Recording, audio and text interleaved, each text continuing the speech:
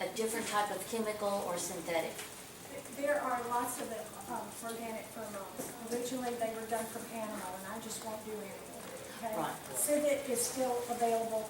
Ambret, which comes from a magnolia seed, certain kind of magnolia seed, is one. They don't smell good, but you put the tiniest drop in something, so it's not really, but the person picks up on that. The unconscious picks up on that. When you're dealing with fixatives and pheromone-type notes, you're dealing with the unconscious, which is really cool. And your fixatives are your very oldest type of perfumery. So you're working with something ancient that the Egyptians did, and before them. So I just think that's really cool in connecting with that. Sweat is a pheromone, okay, for women because they're smelling male testosterone. But, generally we try and put something in there that releases something that smells good to us. Generally. But again, ambret doesn't smell good, but it has that quality, if you use a tiny bit, that it makes it, I'm going to use the term, aphrodisiac type. We're not talking sex things here. But your sexuality, as long as you feel like a sexual person, you are young. Okay? When you start feeling old, then all that goes away, and all you do is eat a little bit of Jell-O. Yes, ma'am. Now, when you say you use this for endorphins and stuff, can you predict what the scent will get a response to, or is it your memory that's responding? No, you will get a response there. It's an excellent question. If you're building it for somebody else, you need to let them smell it, to see, do you like this very vanilla? Do you like this heart note? Do you like this top note? And when it comes together, when you put it all together, you may have to adjust it and add a little bit of this or that, but they already like rose and vanilla and lime, let's say. So it's something in their memory. It's something in their memory, and it's also awakening a new memory. And saying, this isn't just lime that you put in tequila or something. This is lime that releases endorphins and makes you feel good and gives you energy and makes you feel like growing again. Okay, the body knows no age or order of difficulty. It can get well from anything, and you don't ever have to really get old. Judy, when I'm in a hospice room, you can spray, I spritz it in because I'm careful what we put You on. have to be sure. And it changes the attitude of a room. If people are stressed out, and you can just spritz it, you don't even tell them you're doing it. You just spritz it around, and they come in, and it's just much more relaxed. And if you're in a hospital room, do you really want to go after somebody who had some putrid disease that they passed very painfully and everything? Those living memories are still in the room, so you can use things like that too, and it does make a difference to kind of clear the air. And remember, when you're working with anybody that's not feeling well, or just an aged person that's grumpy, there are other people. Thank you. There are other people involved, and you're also affecting them. When I'm sitting there waiting for my mom to pass, I had my brothers there, I had, all these other people that, really wasn't too exciting to see.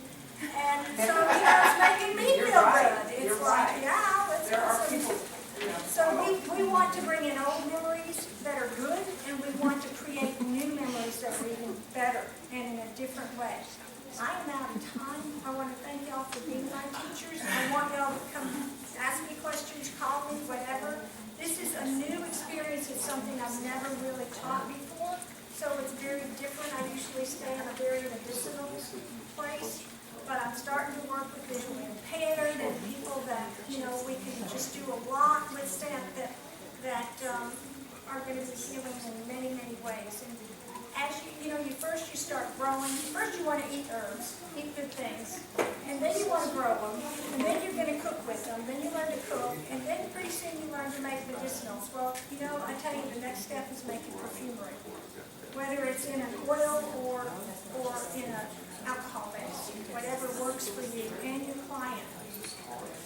Judy, just remember to tell people that in the olden days and in the Bible, they were perfumers. And they deal with the spices and the oils and everything. But that was their title, was perfume.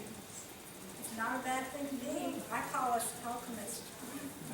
We change consciousness, and we will when we're using natural stuff, and it's the biggest difference between buying something commercial or adulterated and using living plant material, okay? Because it's still alive. You may not think of it that way, but it's just as alive as you are, and it has some consciousness. And as you know, with personalities of plants, they have their own personalities. You have to grow them a certain way and do something special with them to get them to bloom or keep them happy. You do the same thing with perfumery, and you build that olfactory consciousness.